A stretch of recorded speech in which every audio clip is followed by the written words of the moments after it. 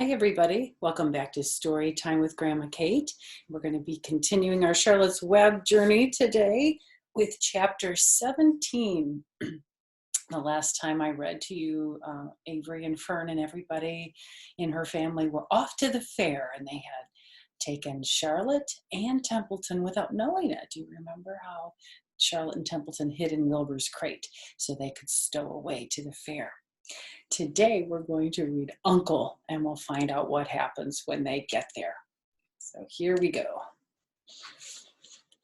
When they pulled into the fairgrounds, they could hear music and see the Ferris wheel turning in the sky. They could smell the dust of the racetrack where the sprinkling cart had moistened it.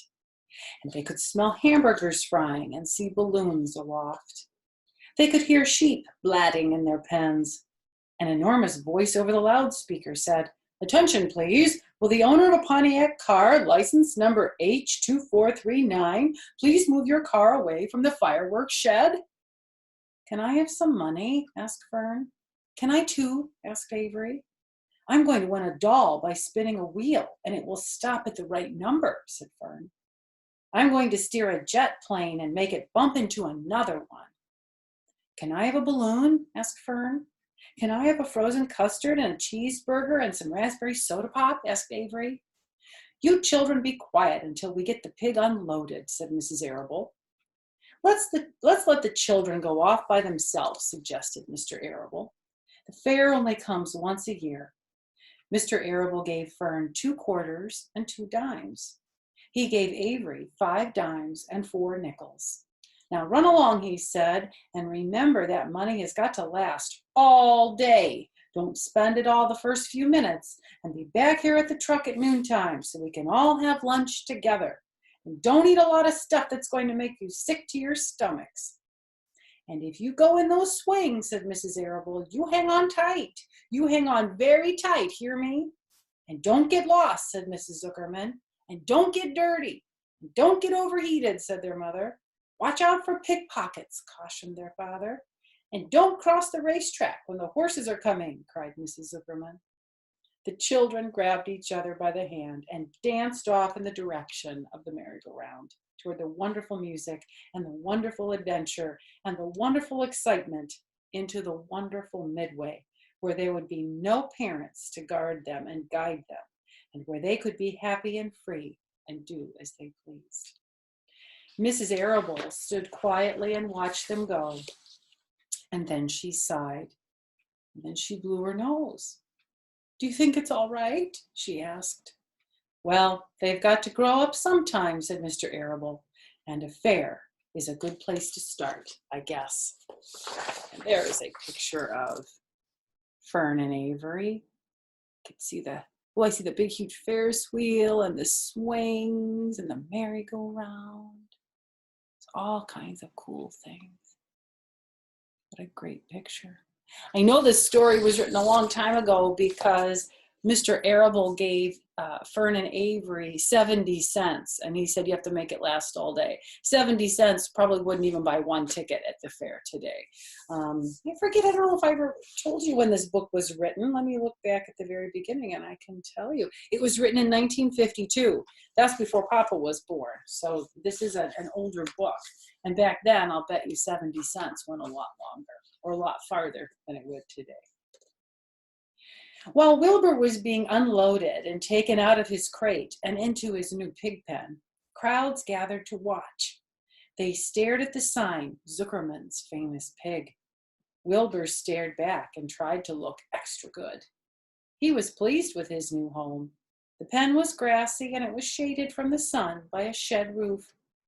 Charlotte, watching her chance, scrambled out of the crate and climbed to a post on the underside of the roof. Nobody noticed her. Templeton, not wishing to come out in broad daylight, stayed quietly under the straw at the bottom of the crate. Mr. Zuckerman poured some skim milk into Wilbur's trough, pitched clean straw into his pen, and then he and Mrs. Zuckerman and the Arables walked away toward the cattle barn to look at purebred cows and to see the sights. Mr. Zuckerman particularly wanted to look at tractors. Mrs. Zuckerman wanted to see a deep freeze. Lurvy wandered off by himself, hoping to meet friends and have some fun on the Midway. Do you know what the Midway is? I didn't really even realize what the Midway is. That's the main, like the main road where they have carnival games on either side. I think they have a big Midway at Cedar Point, but it's been a while since I've been there. But you might have been on a Midway when you've gone to the fair. As soon as people were gone, Charlotte spoke to Wilbur. "It's a good thing you can't see what I see," she said. "What do you see?" asked Wilbur. "There's a pig in the next pen, and he's enormous. I'm afraid he's much bigger than you are." "Well, maybe he's older than I am and has had more time to grow," suggested Wilbur. Tears began to come to his eyes. "I'll drop down and have a closer look," Charlotte said. Then she crawled along the beam till she was directly over the next pen. She let herself down on a drag line until she hung in the air just in front of the big pig's snout. "May I have your name?" she asked politely. The pig stared at her. "No name," he said in a big, hearty voice. "Just call me Uncle." "Very well, Uncle," replied Charlotte. "What is the date of your birth? Are you a spring pig?" "Sure, I'm a spring pig," replied Uncle. "What did you think I was, a spring chicken? Ha ha, that's a good one, eh, sister?" "Wildly funny," said Charlotte. "I've heard funnier ones, though. Glad to have met you, and now I must be going." She ascended slowly and returned to Wilbur's pen. "He claims he's a spring pig," reported Charlotte, "and perhaps he is, but one thing is certain. He has a most unattractive personality. He is too familiar, too noisy, and he cracks weak jokes.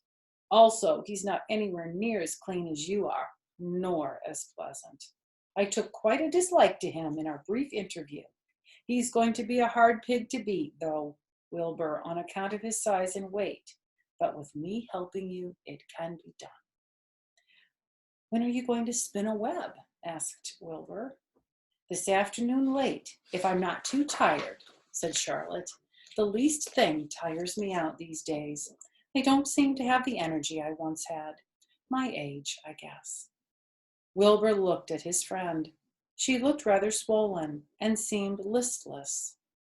Do you know what listless means? Listless means like tired with no energy. Just kind of I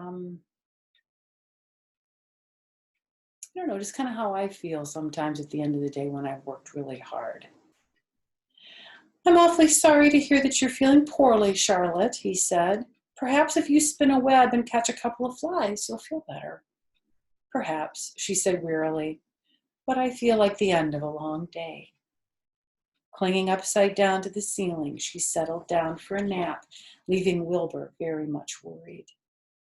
All morning, people wandered past Wilbur's pen.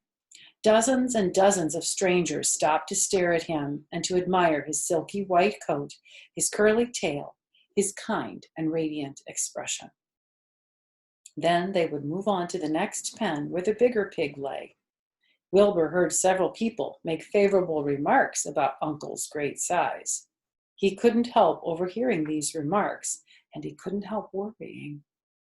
And now, with Charlotte not feeling well, he thought, "Oh dear." All morning, Templeton slept quietly under the straw. The day grew fiercely hot.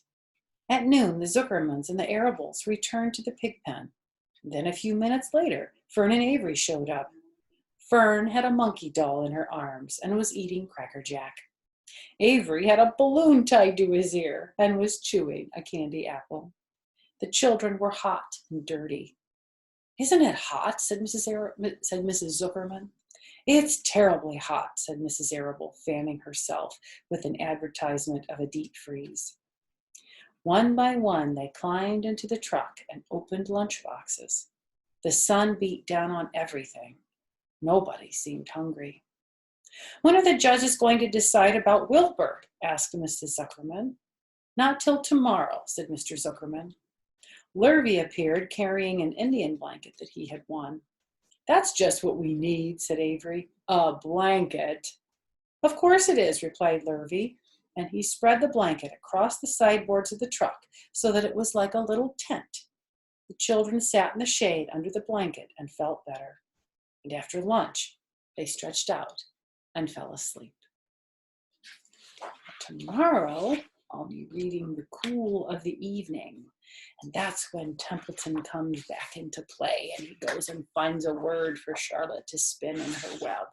So until tomorrow, have a great day. And I look forward to sharing Charlotte's Web with you in our next reading. Bye-bye.